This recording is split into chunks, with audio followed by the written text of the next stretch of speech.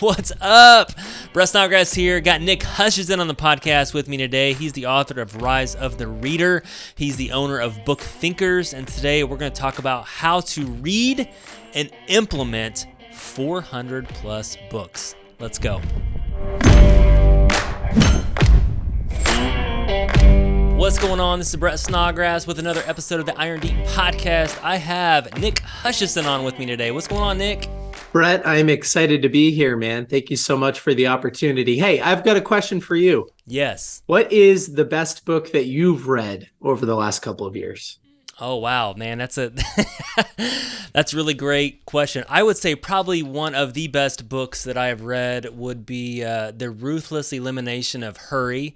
That was a great book. I feel, because not to explain it all, but, we live in a very hurried state, not saying you can't be productive and go very fast, but not to live in that anxiety, stress-filled hurry state. So that's probably one of the best ones I read. How about you, man? You're really book cool. thinkers. You review books. You've read over 400 plus books now. What's been a book maybe in the last 3 to 6 months you've read that you're like, man, I'm going to review this book and I really want to because it has changed my life?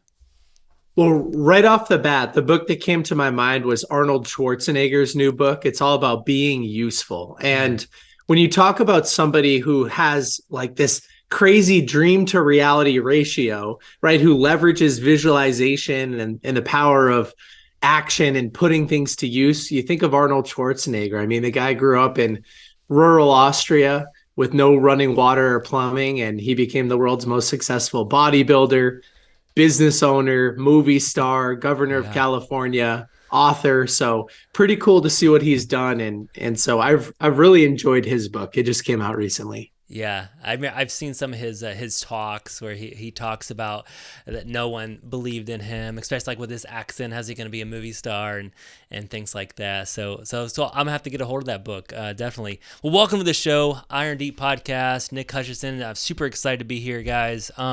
Nick is basically most popular from his book review website called Book Thinkers.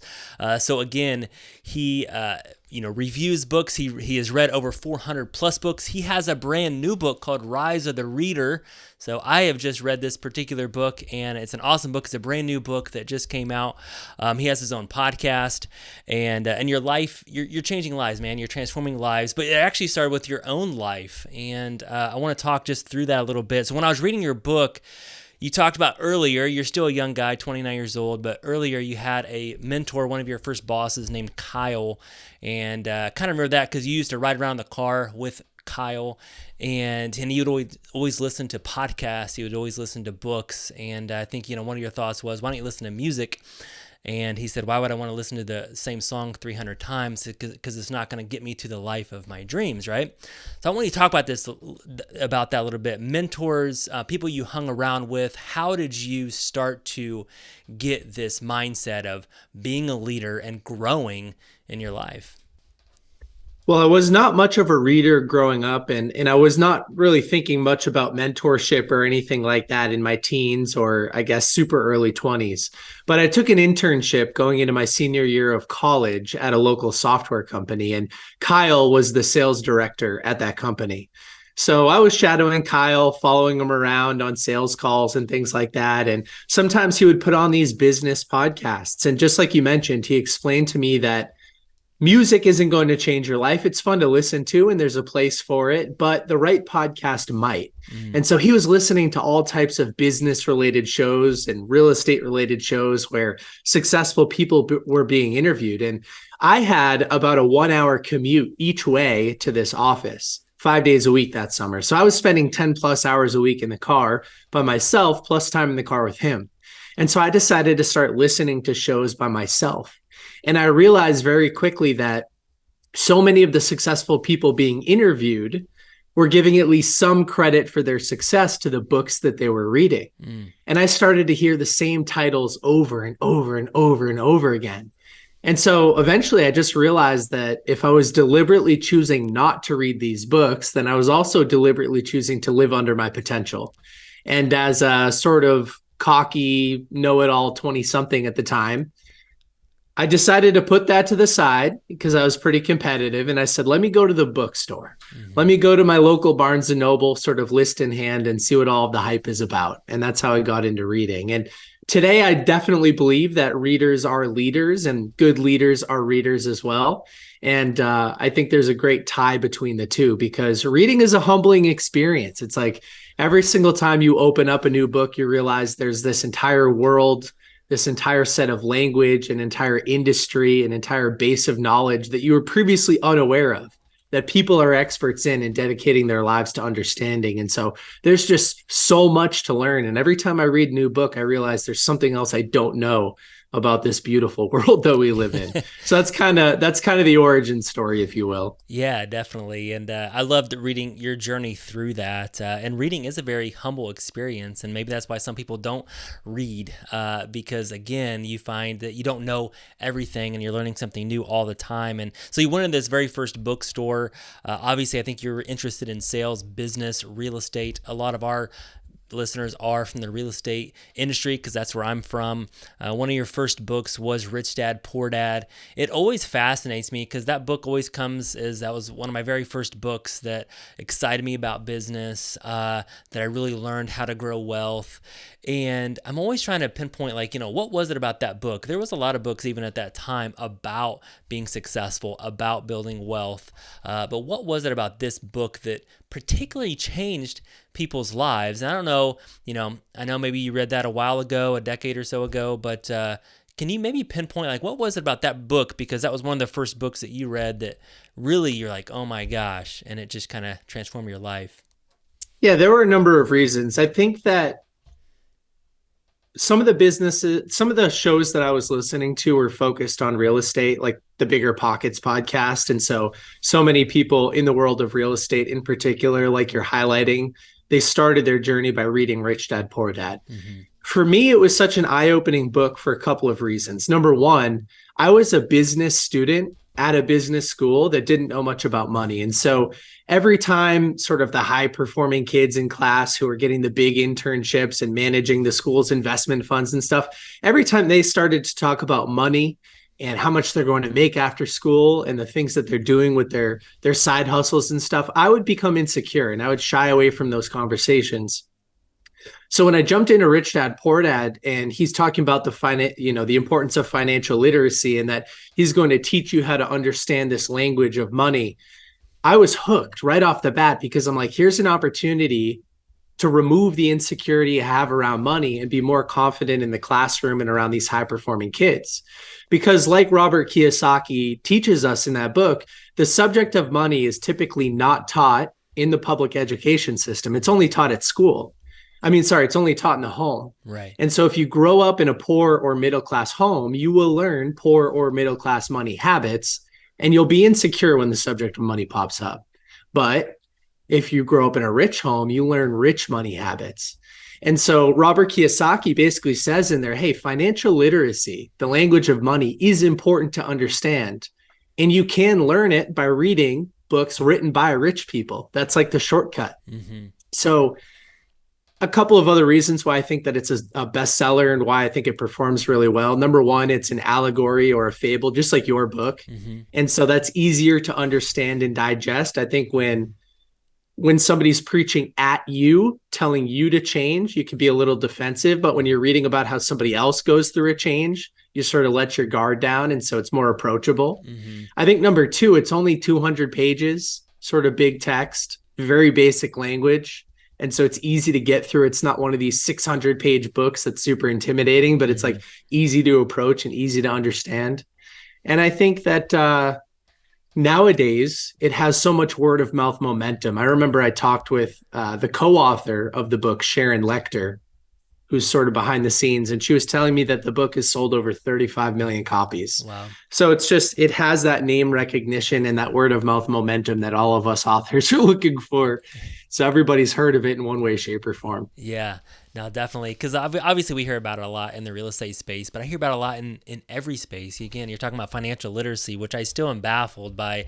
Schools even today don't teach much about financial literacy. Like, I'm not a big math guy, but when you put a dollar sign behind it, I get a lot more interested. And we need to teach more about how to build that and build wealth passively, actively. So that was one of your very first books. You kind of got hooked on books after that particular point. You talked about you listened to a lot of podcasts, and you've read over 400 plus books, 29 years old. I mean, I'm trying to do the math, but you're reading 35, 50 books seems like a year, something like that. So obviously you've been growing yourself, and you put a lot of this in your book, The Rise of the Reader. So my question basically is that you've been on this growth cycle. You've been hanging around with people that likes to grow, and you really have learned so much different things. So can you kind of just talk about your journey? And I want to get into just a little bit of studying the books, because I love that portion of it. But you really started to love reading, and I don't think you loved it in school, right? But you really started to just find this passion and this purpose for reading. Can you talk about that a little bit? What it's done for your life? Yeah, sometimes I've heard Evan Carmichael, one of my mentors, say that your purpose comes from your pain. And when you're aligned with your purpose, you have more energy, right? So books helped me overcome so many insecurities and so many issues in my life early on in those first couple of months that I was just hooked. I'm like, there's this magic recipe to solve every problem that you're facing, remove every insecurity that you have, develop every skill that you want to develop. And that recipe is available for only $20 a shot, right? In a few hours of your time. I'm like, somebody's got to, like, I don't know what's happening behind the scenes, but I don't know why I wasn't aware of this before. There was a TED talk that I watched early in this experience where the host, the person on stage says to the audience, hey, how much would you pay to come over to my house this weekend if I told you that Arnold Schwarzenegger was there teaching bodybuilding? Mahatma Gandhi was there talking about peace. Steve Jobs was there teaching innovation and entrepreneurship. And he just goes on with the list. People throw out all these crazy numbers. And he says, well, I have their books or books written about them. And that's the same thing. Books are mentors, because you can filter your decision-making through the lens of Steve Jobs when you're making a decision in your business. You can get a good understanding of how he would answer the question. And so I started to think about books as mentors. I started to think about books as problem solvers or a way to level up my skill sets.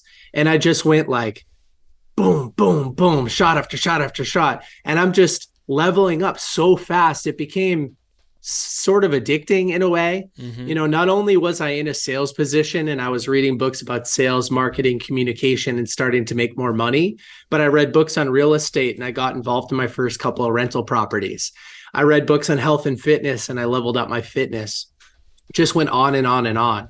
And I saw so much progress and such a dramatic improvement in every area of my life that I couldn't stop, and I still can't stop. Now I'm infinitely curious. I think I'm a student of life, and there's so much. I mean, even if I read 50 books a year for the rest of my life, you're barely scratching a fraction of 1% of what's available. So there's just so much to do and so much to see. And I view that in such a positive way. I want to talk about that a little bit, because sometimes it even baffles me, because I don't read 50 books a year. And I talk about the average CEO reading like 50, 60 books per particular year. And I want to talk about that, and that's what you really dive into about becoming a rising reader and how do you do that, but then how do you implement that? But before we really get into that, I want to talk about, you had some insecurities you talked about already. You talked about you had some social anxiety, right? You didn't even want to go to school sometimes. Like you didn't want to be around people. And now you're, huge on social media. You have your own podcast. You're on this particular podcast. You're writing books. People are wanting you to interview you, and you had to overcome that. Obviously, you did some door-to-door sales, but take us into like, how did you overcome this social anxiety? And I think, really anxiety in general, because I think that is huge in our today's culture, people overcoming this anxiety. I have two thoughts. Number one is that it is a choice. I made a decision to overcome the insecurity, which was being driven by a lack of skill. I couldn't effectively communicate what was going on inside of my head. And as a result, there was consistently a fear of rejection. I would anticipate failure. Now, I can probably articulate that better today than I could back then, but I made a choice. I said, I want to be successful in life. And I know that one of the foundational skill sets centers around your ability to communicate what's going on inside of here to somebody else. And so I made that choice. And then kind of thought number two is I worked small steps in the right direction over a long period of time. I started by running my own house painting business. So I did door-to-door sales for 2 full summers. I had to hire all of my friends, manage the job sites, sell all of the deals. That was a lot of work. I mean, every single time I knocked on a door, I had a pit in my stomach. I was nervous. There were a lot of experience. We could talk for half an hour about all of the failures that I had that first summer. It was every single day. It was tough to get out of bed, put on the clothing, drive to a new neighborhood and start knocking on doors. But I forced myself through it, and it became easier and more efficient every single door that I knocked. And I learned to embrace rejection. I learned that failure is just part of the process and so many other valuable lessons. But just in brief, from there, I then went back to school and I signed up for a couple of public speaking classes. So I took 2 public speaking classes at my university. Then I took that sales internship at the local software company where I was pounding the phones, which eventually transitioned into flying all around the country and making in-person presentations. Then I joined Toastmasters, which is a public speaking sort of club that most major cities have or towns, where you can get constructive feedback on your ability to present. I also read books on sales, marketing, communication, persuasion, negotiation, and everything in between, and practiced those skill sets. Then I started creating, social media content. I was putting myself on video and receiving constructive feedback from people and consistently trying to improve, and then ultimately hosting a podcast and then being interviewed on podcasts. So I would say it's thousands of small little steps in the right direction, consistently looking for feedback and opportunities for improvement, implementing them, and then just gaining the confidence that the proof is in the pudding, right?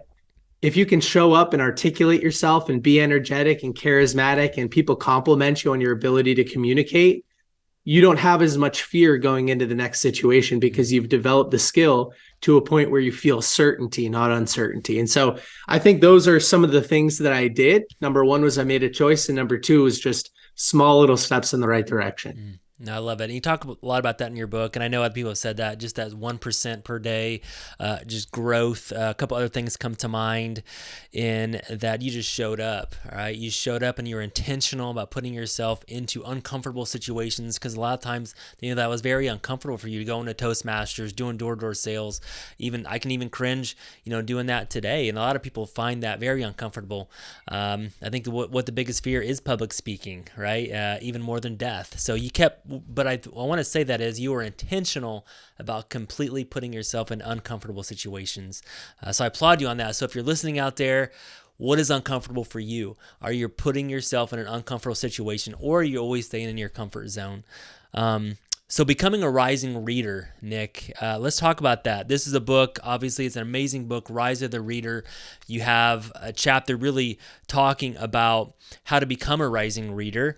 And some things that I wrote down is that you can read books and not implement, which most people do. And that's where I was getting at, is most people read and they don't execute. They don't implement what they just read. They want to, they have a desire to, but maybe they just don't know how to.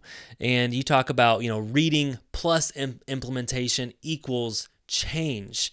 So I want you just to talk about that. Like, do you have a structure? Do you have something that you do when you are reading to help you implement? Because again, most people might read and then they don't know what they just read because you can't retain the knowledge. So they don't do anything about it and they just go to the next book. Can you talk us into like your structure and your discipline when you read a book? Absolutely can. This is one of my favorite subjects. I'll start off with a metaphor. Imagine you want to create the world's best chicken parm, right? Dinner for your family. So you do a bunch of research, you buy the best chicken parm cookbook out there. You read that thing inside and out. You dog ear the pages, you take notes. It's full of sticky notes. It looks like it's been through war. And you even buy all of the ingredients. You visualize yourself taking action and what your family's going to think when they bite in. But then you fail to make the chicken parm. You never actually use the ingredients to create it. That would seem kind of goofy, right? All of that effort just to fail to implement it. Mm-hmm. Yet we buy books on entrepreneurship and we don't start businesses, or we buy books on dating and we never ask anybody out. There are so many examples of this that it's sort of funny when you compare it to the chicken parm thing. So over the years of building my community, book thinkers, I've received hundreds or maybe even thousands of inquiries along the same lines. Like, hey, Nick, how do I choose the right book for me? How do I put it into action? What should I be doing with my notes? Why can't I retain what I'm reading? And so I'd answer everybody. I'm of service to my community as much as possible. But I realized that I had never taken the time to actually observe my own behavior and define my own frameworks so that they were easier for other people to digest. So that's what I did over the last couple of years. I said, what the heck does Nick Hutchison do to retain and implement more from the books that he's reading, like from a third party perspective, and just observed my own behavior. And so the result is this book in this, this format and formula that I can give everybody.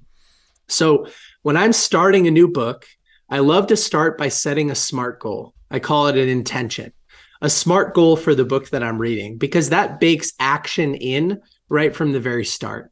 SMART is an acronym for everybody listening, if you're not familiar with it, that stands for specific. Your goal needs to be specific. Measurable. You need to know whether or not you achieved your goal. As the legendary Peter Drucker says, what's not being measured can't be managed. A stands for attainable. You need to set a goal that's realistic so that you don't procrastinate and fail to take any action. R stands for relevant. So relevant means you're emotionally connected to the outcome, right? It's solving a problem. It's going to help you relieve that pain or develop that skill. And now you're connected to the outcome. And then T stands for time bound. You want to give yourself a deadline for taking action. So if I was reading, let's just say there's a new book on leads out right now called $100 Million Leads by Alex Hormozi. It's a book on lead generation for service-based businesses. I don't just read the book. I start by setting that SMART goal, something like find and implement at least 2 new lead generation strategies for my business book thinkers by the end of December. So that's specific, it's measurable. I know whether or not the book achieved its goal when I'm done with it. It's attainable. I didn't say make $100 million, just find and implement at least 2 things. I'm emotionally connected to it. It's relevant to me because, quite frankly, my business stinks at lead gen. And then time bound. I gave myself a deadline to take action. Action is that key word by the end of December. And so in short, from there, I'll write that intention on the inside cover of my book so that I can review it each and every time I read another chapter. You're sharing with your brain what the goal is so that your brain can just filter everything else out and naturally sort of highlight those actions that you might want to implement. So reading becomes a game of trying to find, locate, and understand what to take action on so that you can implement it and change your behavior. Those are just a couple steps of the process. I don't want to ramble on for 20 more minutes about it, but these are some of the things that I've learned how to do to take better action.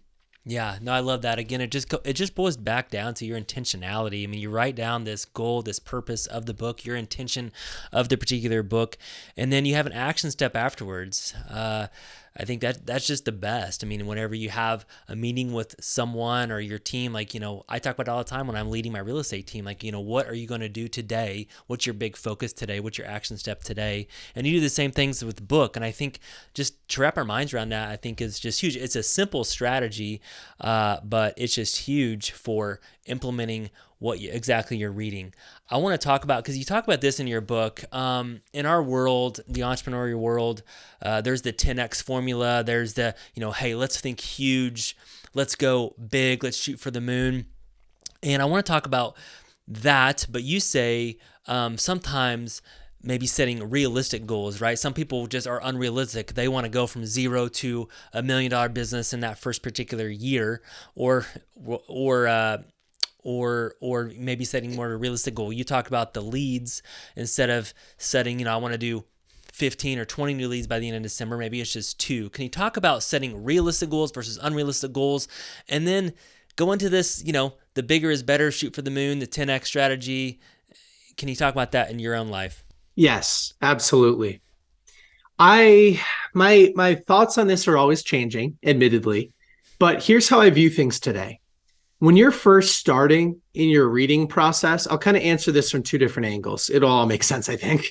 So, when you're first starting in your reading journey, I say focus on quantity, not quality, meaning read as many books as humanly possible. Don't worry about retaining information or implementing information. Your goal is just to get a good understanding of what's available in the world of personal development. And as you grow and you start to build your business or you start to build yourself, you can then start to narrow in on exactly what problems you want to solve or skills that you want to develop. And I think once you've read a number of books, quality eventually becomes more important than quantity. I think the same thing happens with goal setting. When you're first starting out, I think it's really important to focus on small, manageable steps in the right direction that you can sustainably, consistently complete for a long period of time, for years. Then as you start to build this rock solid foundation that you can operate from, so you're no longer operating from a place of financial scarcity, health scarcity, happiness scarcity, whatever the case is, like you are unshakable, then I think it's okay to start setting bigger and bigger goals. That's just my experience. Yeah. When I was first starting my agency, Book Thinkers, every time we set a huge unrealistic goal, we would fail to take action. Because it was just not like, how do you eat an elephant one bite at a time? Right. A bite is a small, manageable step in the right direction. Whereas if you tried to eat the elephant in one bite, you will fail trying to do that. So I just saw in my own universe, every time we try to shoot for the moon, we didn't even shoot. Like nothing would happen. Right. But every time we said, like, let's aim for a few steps up the rung of the ladder, we would achieve it. And that would give us a foundation to operate from, and we would end up making more success. So here I am.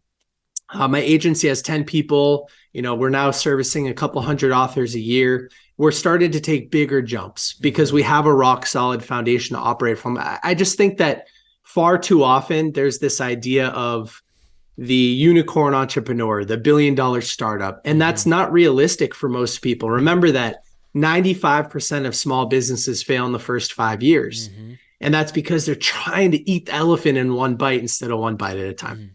No, I love that. That's my rant. Yeah, no, I think there's this saying that goes like, if we're just getting started, we compare ourselves to somebody else who's been doing it for 25 years, right? Yeah, exactly. And I'm doing something right now, like some fitness sorts of things. And he was saying, one of the biggest mistakes in the fitness industry, guys might go from 0 to trying to do like 75 hard, which is very challenging. Instead of doing that, hey, just go walk outside for 3 minutes a day, right? And just start there. So just kind of like building yourself up with that. And let's just go into habits a little bit as we kind of wrap up this particular show, because you talk a lot about habits in your particular book. I think a lot of the books that you've read have helped you develop these certain habits, whether it's your routine in the mornings, your routine in the evenings, even getting rid of bad habits. And I think maybe let's just go there a little bit because a lot of times we have to get rid of the bad so that we can replace with the good habits. What in your own life were some of the habits that you had to replace that you find yourself getting stuck in? Well, when I was in my early 20s, I was somebody who loved to go out to the bar, have a bunch of drinks, party all night, sacrifice my sleep, wake up in the morning, sort of hungover, and then go try to work. And I had to remove those activities. I mean, today I focus a lot on my diet. I focus a lot on my sleep. And I just look at that version of myself. It was less than 10 years ago where I was engaging in that behavior a few nights a week. And I think, who the heck was that guy? Yeah. So by removing the consistent late nights out, by removing the alcohol and the caffeine in the evening, by removing the sacrificial sort of like sleep habits that I had, and focusing more on those things, I've become a more energetic, more productive, happier, more fulfilled person. So a lot of those things, I've replaced a lot of bad habits related to my diet. I give an example in the book with Doritos. I used to eat 2 or 3 or 4 bags of spicy nacho Doritos every single week, like big bags. I love the food. And it didn't represent itself physically on me because I had a pretty good metabolism and I was in the gym all the time. but it just always made me feel bloated and sort of killed my energy. And so Yeah. now I focus again so much on diet, on fitness, on routine, on energy, and on working smarter, not harder. And all of those things have really helped me out. Yeah. And that's a big word that I've been focusing on lately is just energy. So I'm in a different season of you, but own a business, do the podcast, just wrote a book, have a family, wife, 4 kids. My energy is very important. I have to have a lot of it. And if something zaps it, it can just take me down. So I'm always trying to find ways to increase my energy. Obviously you talk about, some of the nutritional things in your book, working out, things like that. But I even talked about like you're a big minerals, vitamins taker. You're always trying to increase and I think again, your energy, because you need a lot of it. And a lot of times we go the wrong way, and I go the wrong way. Like I try to artificially create energy, which doesn't help. Can you talk to us about that a little bit? Yes, I'll give a slightly different answer, but I'll go back to the supplementation and everything too. One of the practices that I didn't put in the book, but I've been doing for the last year, I sort of wish I put it in the book, is an energy audit on my calendar. So I live out of my Google Calendar. Everything's in there. Mm-hmm. And what I'll do every once in a while, maybe once a quarter, is I'll go back a couple of weeks and I'll look at an entire week's worth of activity. And right inside of Google, I'll change events to red that took energy away from me. I'll change events to yellow that were neutral, sort of like whatever. And I'll change events to green if they brought me energy. And my goal, using Tim Ferriss's framework from the 4-Hour Workweek, is to automate, eliminate, or delegate everything that took energy away from me. And if I have the space, the time, the energy, and the staff, and the bandwidth, anything that was neutral. I only want to do things that bring me energy. Mm-hmm. And that can change over time. Like I love being featured on podcasts and being interviewed by amazing people like you, Brett, because it gives me a platform and an opportunity to think and get challenged and share some of my greatest life lessons. So this is green on my calendar. But some administrative task that I have to do, given the responsibility set I have in my business that I don't enjoy doing, I'll turn that red and I'll say, you know what? I've got to find a way to outsource this. Yes. So that's a great way to focus on energy. And on top of that, I think the biggest change that I've had for energy over the last maybe 4 years was I started getting outside first thing in the morning, walking the dog in the woods for an hour, and just getting that sunlight before I consume caffeine.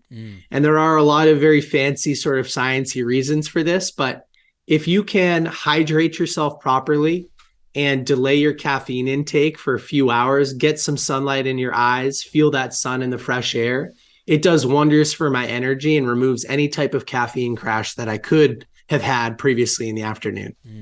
I love that. I love that. And I love the calendar. So I think, my audience out there, if you're listening, look at your calendar. What is zapping your energy? What's giving you energy? One tip that I've actually had was, this is something I've always wanted to do, but I've never seen anyone do it in my space particularly. But I live in Fort Wayne, Indiana, and I have to drive to Indianapolis, Indiana, which is 2 hours away once or twice per week. Well, that zaps my energy. Driving takes energy, right? And I can't do the things I want to do because I'm driving. So we just hired a driver, right? Because now I just went there yesterday, there and back, didn't even feel it. I walk in, I'm refreshed. I didn't even feel like, because I didn't have to drive. It takes energy. So what on your calendar out there is zapping your energy and color coding? I love that. So Nick, man, it's been awesome. Thank you so much for being on the podcast today. Rise of the Reader, available right now on Amazon. Also, wherever else you can get Rise of the Reader. I think you just passed 100 reviews. Probably by the time you hear this, it's going to be a lot higher than that. So thank you so much. And also, I'm actually going to be on your podcast, Book Thinkers. So appreciate that, Nick, so much, everything you do for your audience. Any last tips for our audience out there before we wrap it up? Well, if anybody listened to today's conversation and they're saying, wow, I think I'm missing out on this whole reading thing, I should get into books, but you don't know where to start, send me a direct message on Instagram at Book Thinkers and just tell me about a problem you're facing that you just can't get rid of, or a skill set that you want to develop that will help you professionally or personally. And I will probably ask some follow-up questions, but I will provide a custom book recommendation to anybody that wants one. So that offer is available to anybody out there. I love the idea that the right book at the right time can change somebody's life. And that's what we preach in our community. So that's available to anybody else that's out there. Awesome. Well, thank you so much, Nick, for being with us today. Love what you're doing, man. Wish you all the best. And this is a wrap. Nick Hutchison, thank you so much, buddy. Appreciate you, Brett. Thank you.